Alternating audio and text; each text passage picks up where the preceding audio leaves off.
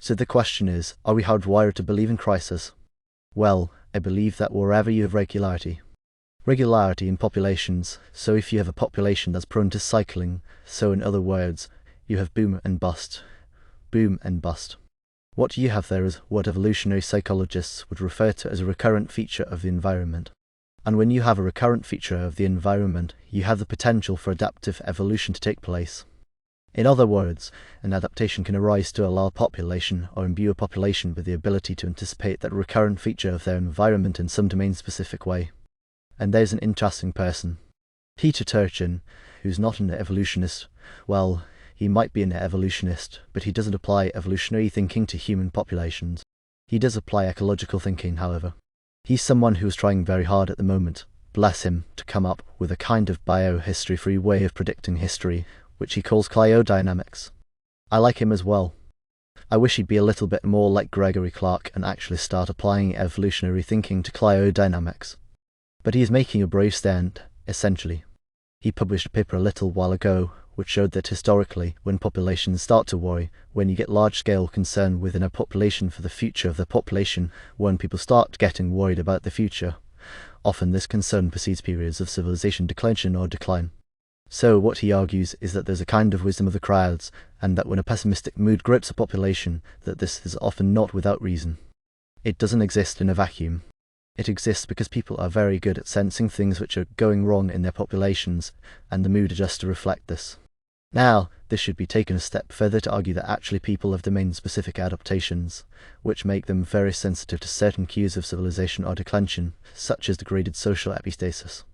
This is postulating the existence of a deep social learning modular cluster, so-called social epistasis integrity surveillance modules, which are exquisitely adapted to surveilling the sort of topology of social epistasis and moderating behavior, including behaviors related to positive versus negative effect towards the future, based on the perception of civilizational health at the level of social epistatic transaction. And we think that these mechanisms are adaptive, that they actually prepare populations for civilizational decline. But yes, so presumably you could comprehend these microeconomic cycles as well. The intuition that spread in 1929, let's say, that something's going wrong and people start withdrawing their money and then it makes it worse. Keynes had a term for this. He called it animal spirits. Keynes is by far my favourite economist because he's hated by all the right people. All the people who I think are absolutely wrong, from Marxists on the left to sort of Austrian tights on the right. All the right people hate him. And I think, yes, I think his term animal spirits was very, very good, very fitting descriptor of exactly what you're discussing here, which is the sense that people have of cycles and even small-scale cycles, like Kondrativ waves, for example, which should be 50-year-long cycles or even smaller-scale boom-bust cycles you get, like recessions and things like that. I think people are keyed into a sort of structure of social and economic transactions at a very deep level. And I think people, some people better than others, obviously there's tremendous individual differences in this faculty, but some people are really very good. And I think the average person is actually quite good at being able to spot when things are going to hell in a handcart, quite good at being able to spot the opposite, and that is when things are starting to get better.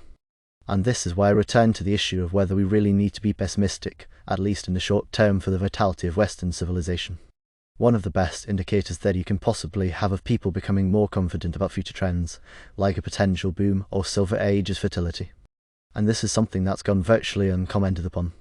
In Britain, for example, white fertility rates have gone up. Same with America.